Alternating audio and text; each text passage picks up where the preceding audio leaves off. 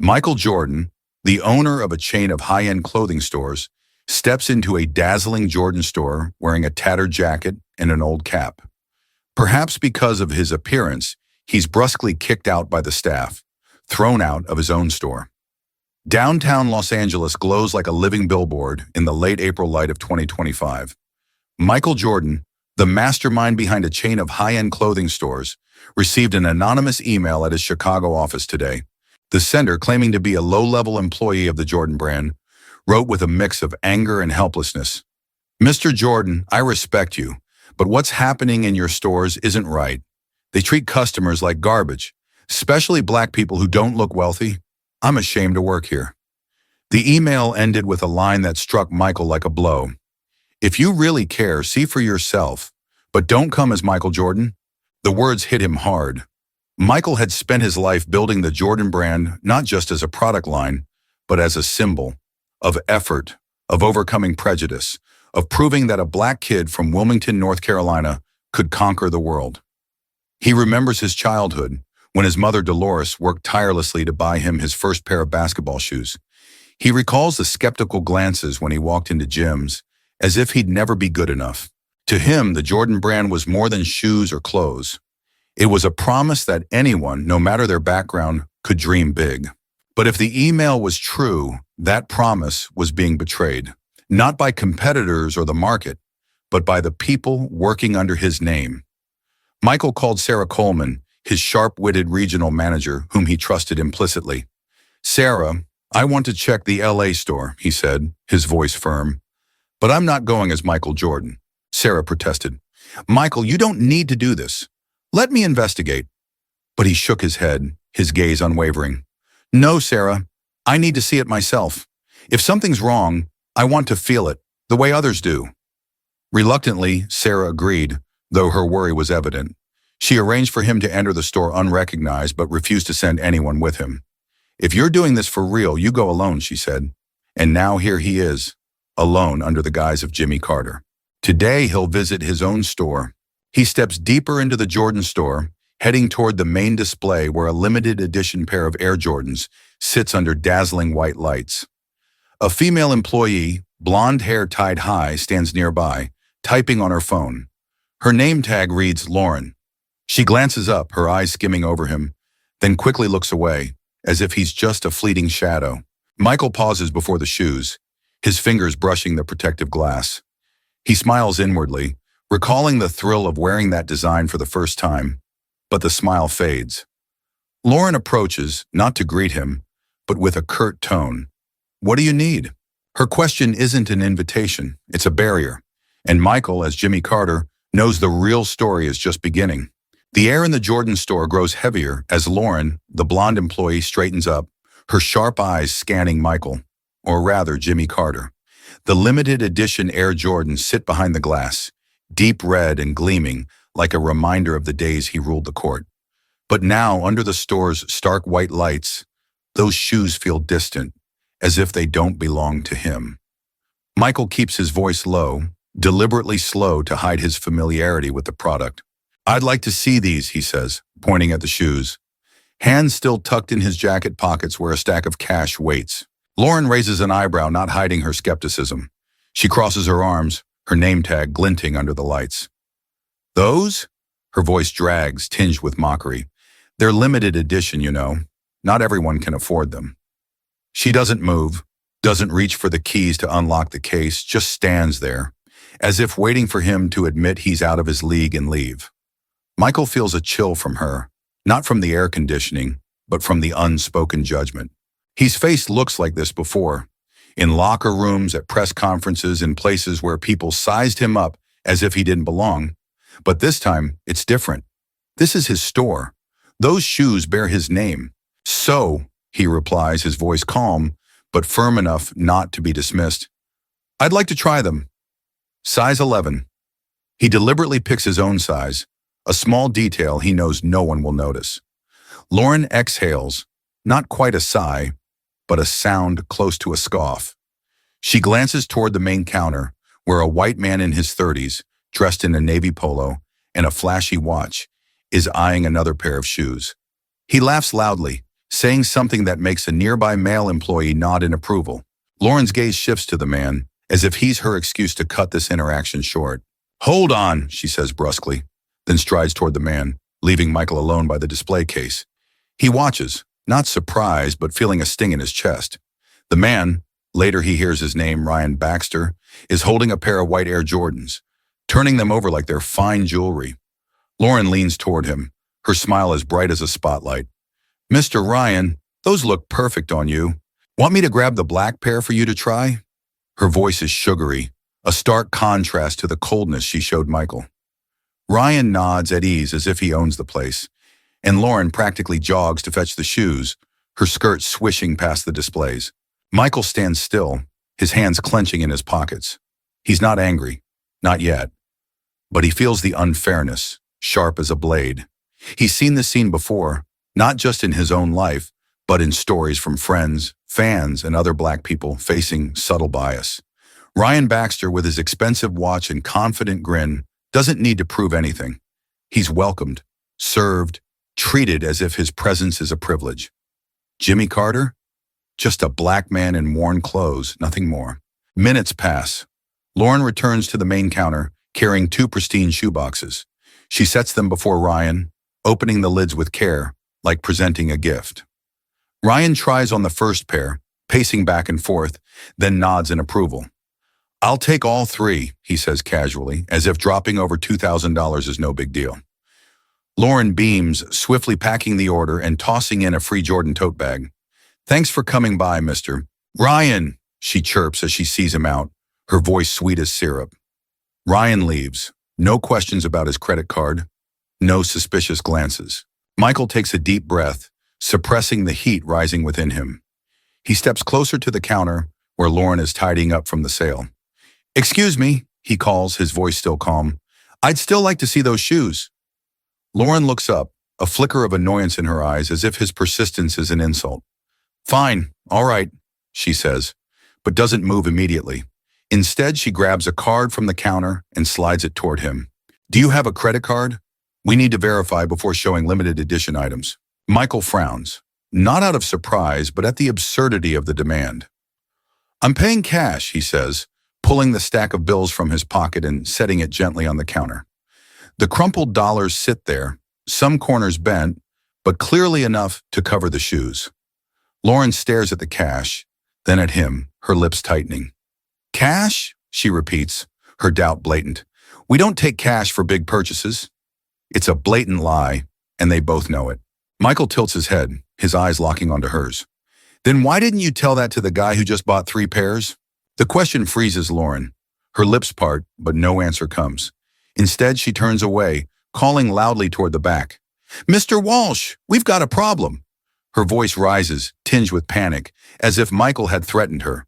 A middle-aged man with salt and pepper hair, dressed in a sharp navy suit, emerges from the back office. His name tag reads David Walsh, manager. David carries the air of someone used to giving orders, shoulders square, chin slightly raised, eyes cutting like a razor. He stops at the counter, sizing Michael up, then turns to Lauren. "What's going on?" Lauren points at Michael, her voice low but audible. "He keeps demanding to see the limited edition pair, but I don't think—" She trails off, but her meaning is clear. David nods as if he understood from one glance. He faces Michael, his smile devoid of warmth. "Sir," he says, his voice smooth but icy, "we have policies to protect our premium products. If you can't provide valid payment details, I'm afraid we can't assist you." Michael feels his blood heat, but he keeps his tone even. "I've got money right here," he says, gesturing to the cash on the counter. "I just want to buy a pair of shoes, like any other customer." David glances at the bills, then smirks, a small, sharp sound. "Cash isn't enough, my friend. We need to ensure security. You understand, right?" The way he says, "my friend," makes Michael's hands tighten in his pockets. It's not friendly. It's how you talk to someone you don't respect. "Security?" Michael repeats, his voice lower, sharper. "You mean security from people like me?" The question hangs between them, heavy as an accusation. David's brow furrows, his smile gone. Lauren steps back, clutching her arm as if bracing for something. The store feels stifling, despite the hip-hop music playing steadily. A few nearby customers glance over, but no one speaks. An older woman in a beige sweater, standing near the checkout, grips her purse tightly. She looks at Michael, then at David, her eyes uneasy, but she says nothing. David crosses his arms, his voice hardening. "Don't make this difficult. If you don't cooperate, I'll have to ask you to leave." Michael doesn't budge. He stands tall, unmoving, his gaze fixed on David. "Cooperate?" he asks, a hint of irony in his tone. "You mean I have to prove I deserve to shop here while that guy—" He nods toward the door where Ryan Baxter exited. "Just had to show up?" David opens his mouth to respond, but another voice cuts in. "Mr. Walsh, I'll handle this." A large man in a security uniform steps forward from the entrance. He has close-cropped hair, a square face, and expressionless eyes. His name tag reads Kevin Hayes. Kevin stops beside Michael, slightly taller, his broad shoulders like a wall. "You heard him," Kevin says flatly, his tone carrying a threat. "Out, now." Michael feels his chest tighten, not with fear, but with a deep, familiar anger, the kind he learned to control as a young man. He knows he could end this instantly, just remove his cap, say one sentence. But he doesn't. Not yet. He wants them to dig deeper, to bury themselves. "I haven't done anything wrong," he says, his voice low but clear. "I just want to buy a pair of shoes." Kevin exhales, almost irritated. He steps closer, placing a hand on Michael's shoulder, fingers squeezing lightly as a warning. "I'm not asking twice," he says. Michael looks at the hand, then meets Kevin's eyes. There's no hesitation in the guard's gaze, only certainty that he's doing his job. Michael nods slowly, as if complying, but his hand grips the cash on the counter. He picks it up deliberately, letting everyone see he's not afraid. But Lauren, as if unable to restrain herself, lunges forward. "Wait!" she snaps, snatching the cash from Michael's hand so fast that a few bills scatter across the wooden floor. "Who knows where you got this?" she says, her eyes flashing with contempt. The bills lie strewn at Michael's feet, a final insult. He stands still, his breathing slowing, his heart pounding. He looks at the money, then at Lauren, and in that moment, he's no longer Jimmy Carter. He's Michael Jordan, the man who faced game-winning shots, fierce opponents, roaring crowds, but he stays silent, restrained, because he knows what's coming. "Pick it up," he says, his voice so low it's almost a whisper, but enough to startle Lauren. She steps back, her eyes wavering. David moves forward, stepping between them. "That's enough," he barks. "Kevin, get him out." Kevin doesn't hesitate. He grabs Michael's arm, not gently, and pulls him toward the door. Michael lets himself be led, matching the guard's pace, but his eyes stay on Lauren. She turns away, pretending to busy herself with paperwork, but he sees her shoulders tremble slightly. The glass door slides open, and the LA heat rushes in, a stark contrast to the store's chill. Kevin shoves Michael outside, not hard enough to make him fall, but enough to make him stumble a step. "Don't come back," Kevin says flatly, then turns back inside, leaving Michael on the sidewalk. The scattered bills remain on the floor inside, untouched. Michael takes a long breath, feeling the heat in his chest. He wants to storm back, pound on the glass, and shout that they've made the biggest mistake of their lives. But he doesn't. Instead, he stands still, his eyes scanning the passers-by. People who don't know, don't care, don't realize that a basketball legend is standing here, humiliated by his own store. A figure emerges from the door. Not Kevin, not David, not Lauren. It's a black man, about 30, wearing a Jordan staff shirt like the others. But his eyes are different, tired, not from work, but from something deeper. He bends down, gathers the remaining bills from the floor, stacks them neatly, and steps outside, approaching Michael. "Yours," he says, holding out the cash. His name tag reads Malik Thompson. Michael takes it, his fingers brushing Malik's. He looks into the young man's eyes, seeing an unspoken understanding, a quiet empathy. "Thanks," Michael says, his voice low. Malik nods but doesn't leave immediately. He glances back at the store, where David and Lauren are talking, then turns to Michael. "This place," Malik starts, his voice hesitant. "It's not always like what you saw. But today, I'm sorry." He shakes his head, as if wrestling with himself. They don't treat me much better. I'm just used to it. Michael tilts his head, his gaze sharp but not judgmental. Used to what? He asks. Malik shrugs, a faint smile appearing and vanishing. To being looked at like I don't belong. I work in the back. Stock, cleaning, inventory. They don't let me near the counter, even though I know every shoe better than they do. He pauses, as if realizing he said too much. Anyway, stay safe. But Michael doesn't move. He stands there looking at Malik, and in that moment, he sees himself, a younger version, doubted, dismissed. You don't have to get used to that, he says, his voice low but certain. Malik looks at him, surprise flickering in his eyes, then nods, as if the words touch something deep inside. He heads back to the store, his shoulders slightly slumped but his steps a bit steadier. Michael steps back, standing under the shadow of a billboard. He pulls out his phone, his fingers moving quickly across the screen. A message is sent, short but icy. Sarah, get to the LA store now. Big problem. He pockets the phone, his eyes returning to the glass doors where Lauren is laughing with a new customer, as if nothing happened. David stands nearby, arms crossed, his gaze sweeping the crowd outside but missing Michael. They don't know he's still here, don't know he's waiting, don't know the door they slammed shut will soon swing open in a way they can't imagine. Across the street, the older woman, Eleanor Price, Michael recalls from the VIP tag on her bag, emerges from the store, clutching a Jordan paper bag. She pauses, looking at Michael from a distance, her eyes uncertain. She opens her mouth as if to speak, then closes it and turns away. Michael doesn't blame her. He knows that silence, the silence of those who see injustice, but lack the courage to act. He turns back, his gaze fixed on the store, where the neon lights still burn bright. But this time, they don't fill him with pride. They fuel his resolve like never before.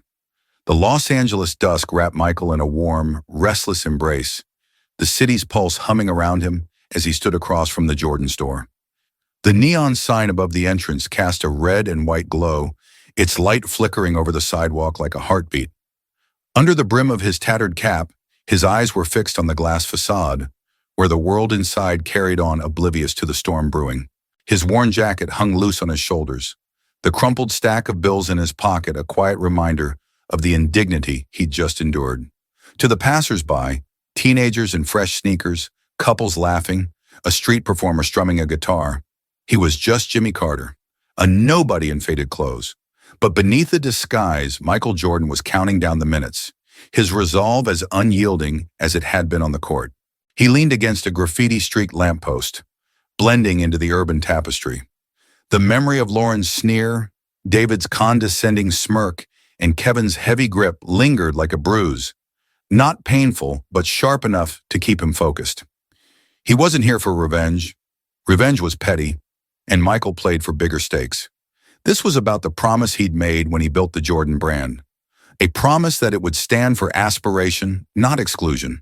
His fingers brushed the phone in his pocket, still silent since he'd texted Sarah Coleman. Come to the LA store now. Big problem. She'd be here any minute, and when she arrived, the facade of this place would crack wide open. Through the store's towering windows, the scene unfolded like a stage play.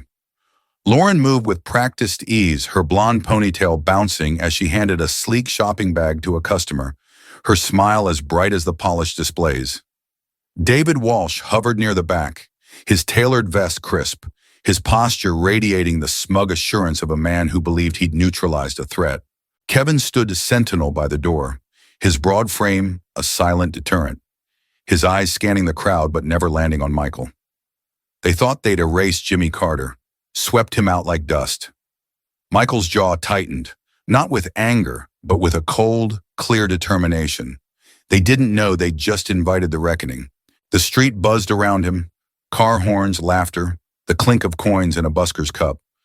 But Michael's world had narrowed to the store. He noticed details now, the way the overhead lights glinted off the Air Jordan display, the subtle shift in Lauren's posture when a well-dressed customer approached, the faint nod David gave to Kevin as if confirming their control. It was a machine, smooth and efficient, designed to welcome some and exclude others. Michael had seen it before, in boardrooms, in arenas, in the glances that followed him when he was just a kid from Wilmington with big dreams. But this was his house, his name on the door, and the betrayal cut deeper than he'd expected. A flicker of movement caught his eye. A black SUV pulled up to the curb, its tinted windows reflecting the neon glow. The door swung open and Sarah Coleman stepped out, her heels clicking sharply against the pavement. She was a striking figure, early 40s, dark hair pulled back, her tailored blazer exuding authority. Sarah wasn't just the regional manager, she was Michael's eyes and ears, someone who understood the soul of the Jordan brand as deeply as he did. She carried an iPad under one arm, her expression unreadable but purposeful. Michael straightened slightly, his pulse quickening. The game was about to shift. Sarah's eyes swept the street, landing on him almost immediately. She knew the disguise, had warned him against it, but now she gave only a slight nod, a silent acknowledgement that she was ready. Without a word, she strode toward the store, her presence cutting through the evening crowd like a blade. Michael waited, counting his breaths, letting the anticipation build. He didn't follow her yet. He wanted them to feel the ground shift first, to sense the weight of what was coming before they saw his face. Inside, Sarah pushed through the glass doors, the chime of the entry bell swallowed by the thumping hip-hop track overhead. The store's energy faltered for a split second. Lauren glanced up, her smile tightening. David's head turned, his brow creasing. Sarah didn't pause. She marched straight to the counter, her heels echoing on the hardwood floor, and set her iPad down with a deliberate thud. "David," she said, her voice calm but edged with steel. "We need to talk, now." David's posture stiffened, but he recovered quickly, smoothing his vest as he approached. "Sarah, good to see you," he said, his tone overly warm, like a salesman greeting a VIP. "Didn't know you were dropping by." Lauren hovered nearby, her hands fidgeting with a stack of receipts, her eyes darting between Sarah and David. Kevin shifted his weight by the door, his arms crossing tighter, sensing the change in the air. Sarah didn't return David's smile. "I wasn't planning to," she said, her gaze flicking to Lauren, then back to him. "But I got a call about an incident here. A customer was refused service, humiliated and physically removed. Care to explain?" Her words were measured, but they landed like stones, each one rippling through the room. The other employees, two young men arranging shoes on a display, paused, their hands hovering mid-task. A few customers lingered, pretending to browse but clearly listening. David's smile faltered, but he leaned forward, lowering his voice as if to keep things discreet. "Just a misunderstanding," he said smoothly. "Some guy came in, didn't look like he could afford anything, and got pushy when we asked for verification. Standard procedure, to protect the brand." Lauren nodded vigorously, chiming in. "He was causing a scene, Sarah. We had to ask him to leave." Sarah's expression didn't change, but her eyes narrowed. "A scene," she repeated, her tone flat. "So you refused to serve him, mocked his money, and had security throw him out. That's your standard procedure?" David opened his mouth, but Sarah raised a hand, cutting him off. "Don't answer yet. I want to see the footage." She tapped her iPad, pulling up the store's security feed, her fingers moving with the precision of someone who knew exactly what she was looking for. David's face tightened, a flicker of unease breaking through his composure. "That's not necessary," he started, but Sarah ignored him, turning the screen so he and Lauren could see.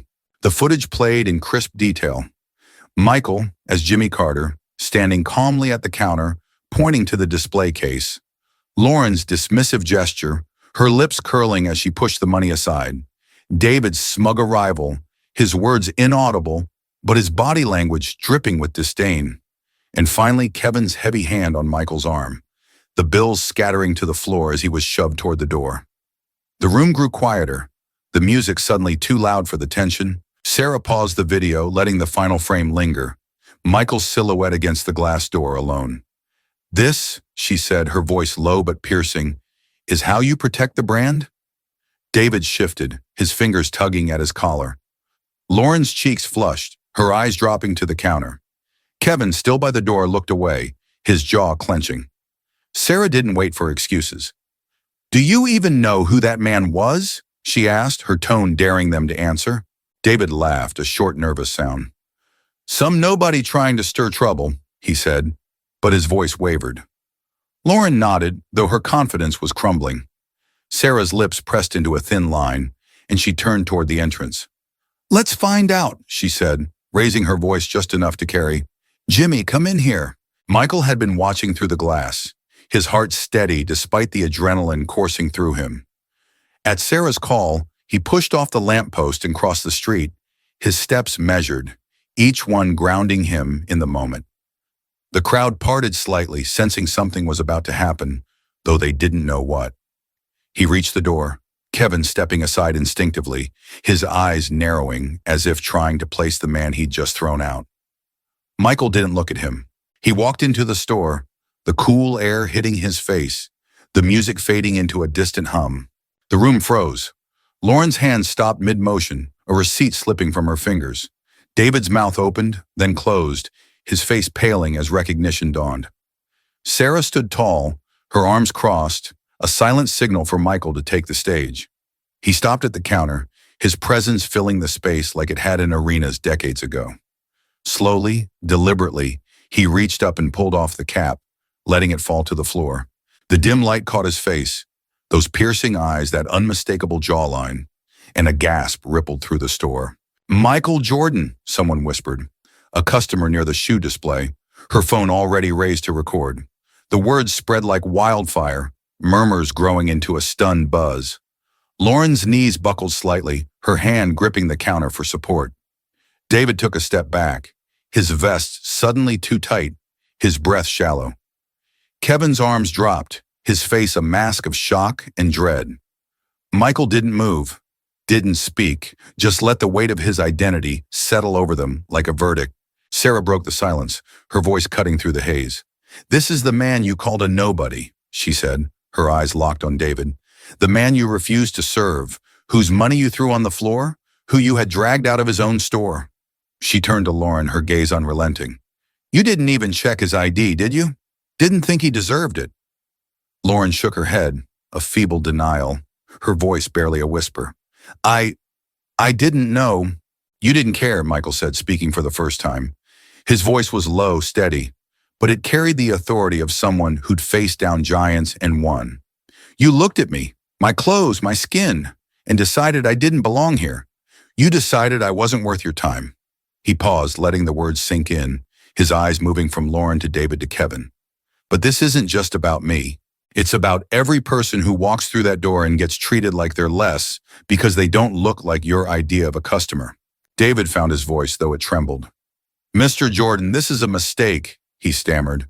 "We were just following protocol, protecting the brand." Michael cut him off with a look, sharp enough to silence the room. "Protecting the brand?" he repeated, his tone laced with disbelief. "This brand was built on people like me, people who were told they didn't belong, who had to fight for every inch. You don't protect it by shutting them out. You protect it by lifting them up." Sarah stepped forward, her iPad now closed, her decision made. "David, Lauren," she said, her voice like a gavel. "You're done here. Effective immediately." David's face flushed, his mouth opening to protest, but Sarah raised a hand. "Don't! You've done enough!" She turned to Kevin, who was staring at the floor, his bravado gone. "You're suspended, pending a full review. You'll be required to complete anti-bias training if you want to keep your job." Kevin nodded, mute, his shoulders slumping. The store was silent now, save for the faint hum of the air conditioning. Customers stood frozen, some filming, others whispering, the weight of the moment sinking in. Michael's gaze softened slightly as he scanned the room, landing on a familiar figure near the back. Malik Thompson, the employee who'd returned his money. Malik stood by the stockroom door, his expression a mix of awe and unease, as if he couldn't believe what he was witnessing. Michael nodded at him, a small gesture that carried more than words could. "Malik," Michael said, his voice cutting through the tension. Malik stiffened, stepping forward hesitantly. "Sir?" he said, his tone uncertain. Michael walked over, closing the distance, and placed a hand on his shoulder. "You saw what happened out there," he said. "You didn't have to pick up that money, didn't have to say what you did, but you did. That's who this brand needs." Malik blinked, his mouth opening but no words coming out. Michael turned to Sarah. "He's taking over as floor manager. Starting today." Sarah nodded, a faint smile breaking her stern facade. "Done," she said. Malik's eyes widened, his breath catching. Mr. Jordan, he started, but Michael shook his head. You've earned it, he said simply. He reached into the display case, pulling out the red and gold Air Jordan he'd wanted to buy, and handed it to Malik. And these are yours. Wear them like you mean it. The gesture broke something in the room, a release of tension that rippled through the employees and customers alike. A young woman in the crowd clapped, then another, until a soft applause filled the space. Not loud, but genuine. Michael didn't acknowledge it. He wasn't here for applause. He turned back to Sarah, his voice low. Clean this place up, he said. I don't want this happening again. Not here, not anywhere. Sarah nodded, her eyes meeting his with unspoken understanding. David and Lauren were escorted to the back to collect their things, their faces a mix of shame and defiance. Kevin followed, his head bowed, the weight of his actions settling in. Michael watched them go, feeling no satisfaction, only a quiet resolve to do better. He stepped toward the counter, where the stack of bills still lay, untouched since Malik had returned them. He picked them up, smoothing them out, and slid them into his pocket. The gesture felt final, like closing a chapter. As he turned to leave, a voice called out, Mr. Jordan? It was the older woman, Eleanor Price, standing near the door, her hands clutching her shopping bag. Her face was flushed, her eyes bright with something like regret. I saw what happened, she said, her voice trembling. I should have said something. I'm sorry. Michael studied her for a moment, then nodded. You're saying it now, he said.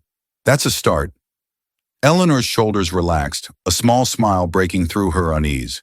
Outside, the city carried on, unaware of the shift that had just taken place. Michael stepped onto the sidewalk, the neon glow of the store fading behind him. He didn't look back. The air felt lighter now, the weight of the evening lifting with each step. He thought of Malik, of the shoes in his hands, of the chance he'd been given. He thought of the customers who'd walk through those doors tomorrow, who'd find a different kind of welcome. It wasn't enough, not yet, but it was a beginning. The next morning, Michael called a meeting with every store manager in the Jordan network, his voice steady over the video call. What happened in LA isn't just one mistake, he said, his image filling screens across the country.